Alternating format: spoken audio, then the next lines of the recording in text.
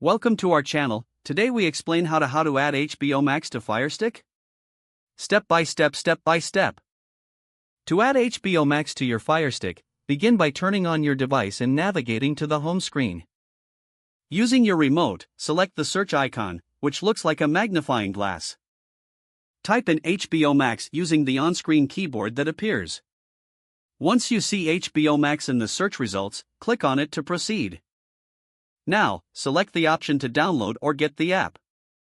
Wait for the app to download and install on your Firestick.